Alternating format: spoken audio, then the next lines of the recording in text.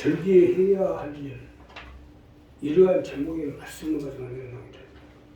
자, 오늘은 우리 교회가 창립한 지 31주년이에요. 또한 이달은 5월 이달은요, 어린이 주간, 어버이날, 또 스승의 날이 겹쳐져 있는 절기입니다. 오늘 이러한 절기를 맞이하여 우리가 절기 가운데 해야 할 일이 어떤 일인 것인지 이 문제를 가지고 내려놓습니다. 첫째로요, 고마움을 알고 삽시오. 우리가 도움을 받았으면 고마움을 알고 사셔야 됩니다.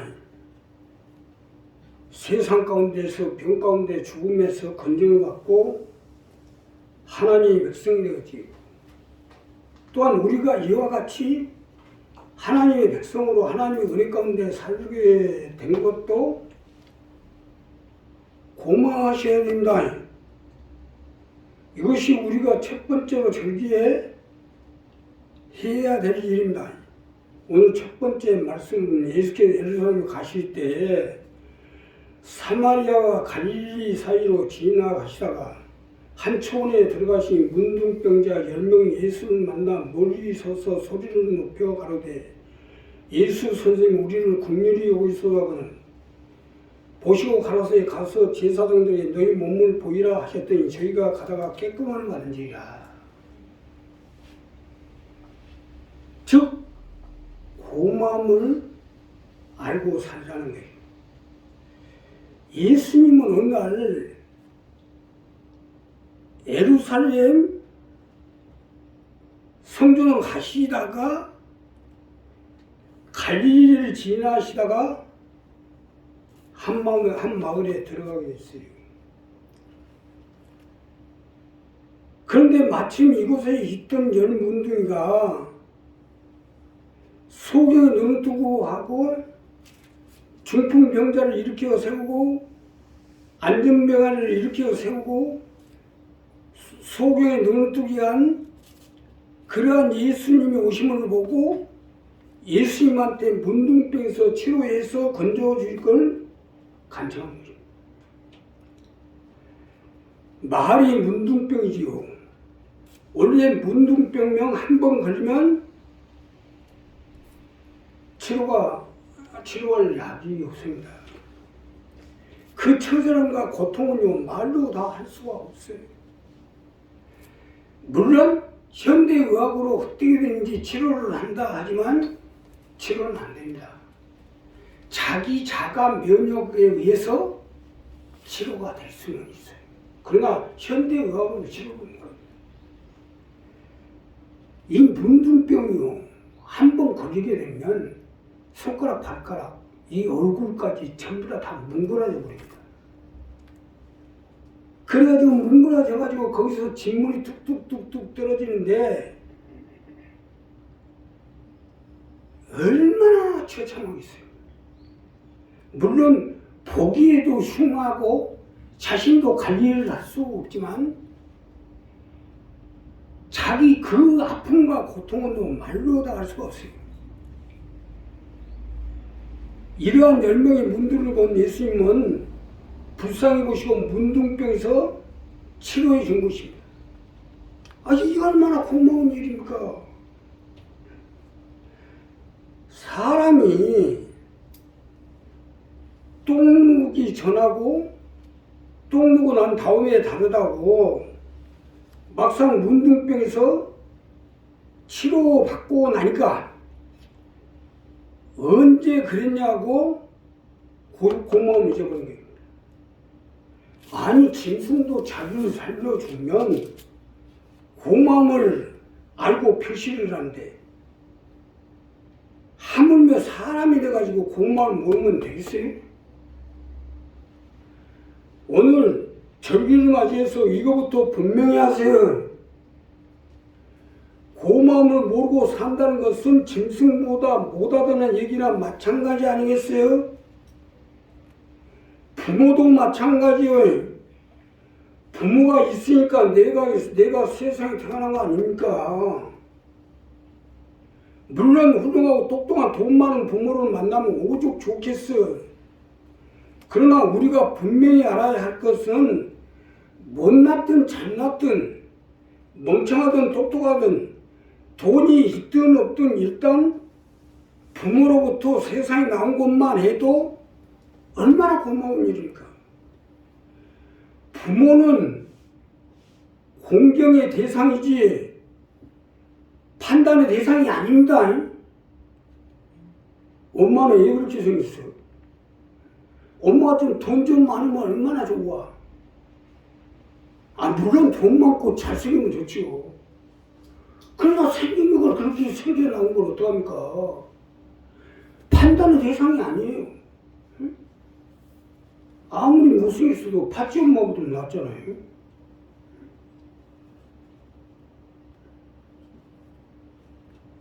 우리가 이 부분을 분명히 해야 돼. 땡덕 엄마 같은 사람은 엄마를 모시고 어떻게 얘기해? 판단의 대상이 아니고 공경의 대상입니다. 스승도 마찬가지고 스승이 있기에 내가 세상 사는 방법을 배우고 세상을 이길 수 있는 지혜를 배우고 세상을 견딜 수 있는 담력을 얻게 되고 얼마나 고맙습니까? 자녀들도 마찬가지예요. 고마움을 알고 사도록 가르쳐야 돼요. 여기서 중요한 것은 예수님이 지나가시다가 예루살렘 목적으로 가고 하는데 갈릴리를 지나가시다가 한 마을에 들어가게 됐어요. 열문을 만나. 우리도 마찬가지입니다. 예수님이 나 만나러 안 와요. 영문들이 만나러 가자 하고 온 거 아니에요. 그냥 지나가신 거지. 영문들이가 예수님 만난 겁니다. 이 얼마나 고마운 일이에요. 만났다는 가치가 고맙고 말이 그렇지 문둥병에서 치료받았다는 거 이 얼마나 고마운 일입니까? 이 고마움을 알고 살아야 돼요. 어떻게 보면 고마움을 알고 사는 것이 세상을 이기고 사는 방법이에요. 우리도 마찬가지로 하나님의 백성으로 사는 것을 고마워하고 살아야죠. 고마움을 알고 살 때 하나님의 그 다음번이 옵니다. 예수님 여기서 오잖아요. 분명히 영문들이 치는데 그럼 어디 갔냐 이거로. 고마움을 알고 살 때 그 다음이 옵니다. 고마움을 잊어버리면 그 다음은 없어요. 아유 고맙습니다. 고맙습니다. 입에 달고 살아야죠. 고맙습니다. 회장 한 분이 자식도 없고 자기가 큰 대기업을 갖고 있는데 후계자 잡고 있는 거예요. 근데 이것들이 도대체가 그렇게 해주고 해도 고마운 줄 모르는 거예요. 근데 지하철에서 무심코 지하도로 지나가는데 노숙자가 앉아있는데 불쌍해가지고 돈을 10,000원을 줬어요. 근데 벌떡 일어서더니 고맙습니다. 고맙습니다. 10번 하더라고요. 그 노숙자한테 자기 모든 재산을 다 물어줬어요. 고맙습니다. 하나님도 그래요. 우리가 고맙습니다. 고맙습니다 하면 하나님도 저 사람 고마운 줄 아는구나. 고마운 줄 아는 것이 하나님이 축복을 받는 방법이요. 은혜를 받는 방법이요. 우리가 하나님 앞에 도움을 받을 수 있는 방법입니다. 고마운 알고 사실. 부모한테도 고맙게 생각하고 또 이웃간에도 고마운 줄 알고 하나님 앞에 고마운 줄 알고 그 고마움을 알고 하나님이 은혜는 100% 줘요. 이렇게 해주고 저렇게 해주고 저렇게 다 해줘요. 그러나 고마움 알고 사는 자에게 그 다음이 있다 이거예요. 우리 절기를 맞이해서 이 부분 분명하게 해서 하나님의 축복을 받고 도움을 받아 사신 여러분 계시길 주님의 이름으로 부탁드립니다. 두 번째는 은혜를 갖고 들어가십시오. 우리가 도움을 받으면 갚을 줄을 알아야 됩니다. 이것이 절기해야 될 마땅한 도리예요. 자, 본문 두 번째로 보면 그 중에 하나가 자기의 낳은 것을 보고 큰 소리로 하나님께 영광을 돌리며 돌아와 예수의 발 아래 엎드려 살이하니 저는 사마리아냐. 예수께서 대답하여 가서 10사람이 낙격감을 받지 아니하였냐. 그 9은 어디 있느냐. 이 이방인 내에는 하나님 앞에 영광을 돌리러 돌아온 자가 없느냐 하시고 은혜를 갚을 줄 알아야 된다. 문둥병에서 10명이 치료를 받았는데 9은 제 갓길로 가고 한 문둥이만 하나님께 영광을 돌리고 예수님을 산 것입니다. 물론 치료받고 가볼 수 있어요. 언제는 그 복을 뭘 봐. 근데 그걸로 오히려 그대로 문둥병으로 죽었더라면 하나님 앞에 어떤 길이 보일 수 있지만 문둥병에 치료받고 예수님한테 떠나버렸으니까 은혜를 갚을 줄 몰랐기 때문에 배은망덕죄까지 추가해서 가중처벌을 당합니다. 은혜를 갚아줘야지. 분명히 10명을 살았는데 나 한 명만 내 혼자 맞다는 것입니다. 더 쉽게 설명드리면 은혜를 받은 자는 10명인데 너 혼자만 은혜를 갚느냐는 겁니다. 결국은 9은 사람도 아니라는 얘기 아닙니까? 아니 병 중에서도 문둥병 그야말로 근접해서는 안 될 병이기 때문에 가족이 됐든 부모가 됐든 자녀가 됐든 그 누구도 만날 수 없고 나 홀로 나병촌에 가서 살아야 해요. 이 얼마나 처참한 병입니다. 암도요. 말기 암이 돼도 가족들이 다 만나고 보지만 이 문둥병이 걸리면 무조건 가족하고 못 만납니다. 의사도 함부로 못 만나요. 의사도. 그러한 병에서 치료를 받았으면 은혜를 갚을 줄 알아야지. 이게 정상 아니? 오늘 창립 기념일이고 스승의 날이고 어버이날이고 어린이날인데 이 절기가에 우리가 해야 할 일은 은혜를 갚을 줄 알아야 돼요. 교회에서 받은 은혜를 갚을 줄 알고 스승에서 받은 은혜를 갚을 줄 알고 부모에게 받은 은혜를 갚을 줄 알고 살아야죠. 이것이 사람이 사는 도리입니다. 세상에 성공은 뭐하고 돈 많이 벌면 뭐하고 높이 올라가면 뭐예요? 사람이 사는 도리를 모르는 것들이 사람은 세상을 살아가는데 성공을 하든지 출세를 하든지 돈을 많이 버는 것도 없지만 은혜를 갚을 줄 모르면 세상을 헛사는 거예요.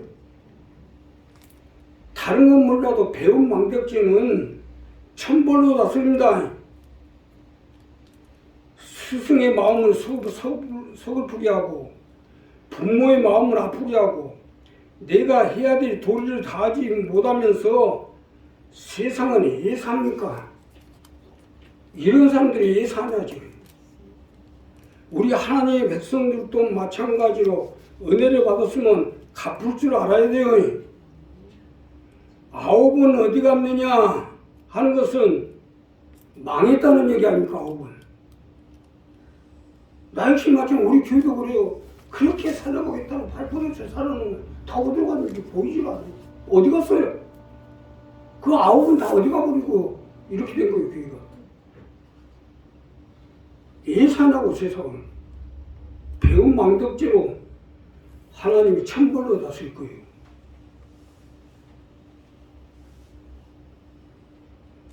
어렵고 힘들 때 어떻게 살려놓으면 은혜 갚기는 것을 오히려 죽이려고 덤벼들고 되겠어요?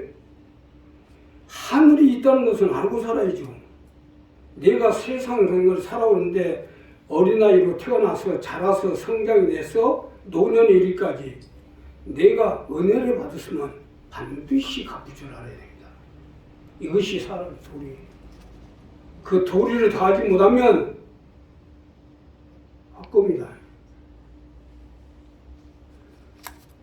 우리 박미자 집사님 우리 교회 다닌 지 30년째예요. 31년이네. 야 30년. 야 오늘 이 성경책 보니까 많이 달았어요. 30년 다녀서 그런지 많이 달았어요. 근데 성경을 보니까 성경 66권에서 요한일서 읽어보면 다 줄쳐놨네요. 내가 읽어드릴게요. 우리가 저에게서 듣고 너에게 전하는 소식이 이것이니 곧 하나님은 빛이시라. 그에게는 어둠이 조금도 없으시니라. 만일 우리가 하나님과 사귐이 있다고 어두운 가운데 행하면 거짓말하고 진리를 행치 아니함이거니와. 저가 빛 가운데 계신 것 같이 우리도 빛 가운데 행하면 우리가 서로 사귐이 있고 그 아들 예수의 피가 우리를 모든 죄에서 깨끗하게 씻을 것이요. 만일 우리가 죄 없다면 스스로 속이고 또 지지가 올 수 있지 아니할 것이요. 만일 우리가 우리 죄를 자백하면 저는 미쁘시고 의로우사 우리 죄를 사하신 모든 불의에서 우리를 깨끗게 하시고요. 만일 우리가 범죄하지 아니하였다면 하나님을 거짓말자로 만들고 또한 그의 말씀이 우리 속에 있지 아니하니라. 다 이것만 지켜놨어요. 이것만. 66권에서 30년 전 내가 참 방자국장 저번 주 월요일 날 연안부도 떠나는 데야. 마지막으로 연안부도 와서 바다에 해양장을 치고 왔는데 이번 주 월요일 날 그러니까 지나간 월요일이요. 딱 일주일 만에 나한테 왔어요. 꿈에. 그래서 아니 집사님 내가 천국 가도록 그렇게 기도를 하고 있는데 옷이 영화로운 옷은 안 입었어요. 작업복 입었더라고. 천국에 못 갔어요? 아니 들어가긴 들어갔어요. 근데 얘 돌아왔어요. 그랬더니 내가 너무너무 다급했어요. 그 스케줄 정리하는 사람한테 하루만 시간 달라고 내려갔대요. 그래 왜 그러냐고 했더니 우리 성진 좀 살려달라고. 성진이 데리고 왔더라고. 근데 기도받으라고 데리고 오라고 했는데 뺀질뺀질하고 밖으로 나가요. 저렇게 뺀질건데 어떻게 천국 보내겠냐고 그랬어요. 이 세상만 음부에만은 질서가 있는 게 아니라요. 천국도 질서가 있더라고. 거기 보면 그 관리하는 스케줄러가 있어가지고 다 관리를 한대요. 그래서 한 번 들어가면 절대 못 나온대요. 근데 자기가 아주 사정사정하고 빌다시피 해가지고 성진 때문에 내려왔다는 거예요. 하루 시간 다. 잘 들으셔야 됩니다. 왜 30년 동안 성경이 이렇게 말고도 없도록 교회를 다녔는데 천국에 가서 영화로운 옷으로 변화되지 못하냐. 교회를 다니는 게 중요한 게 아니오. 동참을 해야지. 우리 한 사람 한 사람 이번 은혜를 갚을 줄 알고 도리를 다할 줄 알고 주일에 동참을 해야 됩니다. 자 마지막으로 주님을 위해서 사십시오. 주님께 구원을 받았으면 주님을 위해서 살아야 돼요. 오늘 절기 우리가 마지막으로 해야 할 일은 이거예요. 주님께 건짐을 받고 주님께 치료를 받고 주님께 은혜를 받았으면 당연히 주님을 위해서 사셔야죠. 너는 내 것이라는 말씀이 이 말씀입니다. 하나님으로부터 새 생명을 얻었으면 당연히 주님을 위해서 살아야 되는 거 아니에요? 여기서 중요한 것은 구원은 주님을 위해서 살아나갈 때부터 시작되는 거예요. 자, 어제 내가 말씀을 이거 목요일날 다 뽑아놨는데 어젯밤 토요일날 밤이죠. 잠자는데 수정을 시키더라고요. 하나님. 구원은 주님을 위해서 살 때부터 시작된다는 거예요. 자, 오늘 말씀 보니까 맞네요.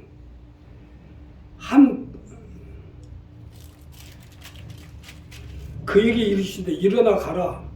내 믿음이 너를 구원하였느니라 하시더라. 아니 여러분들이 치료받았으면 구원받은 거 아니에요?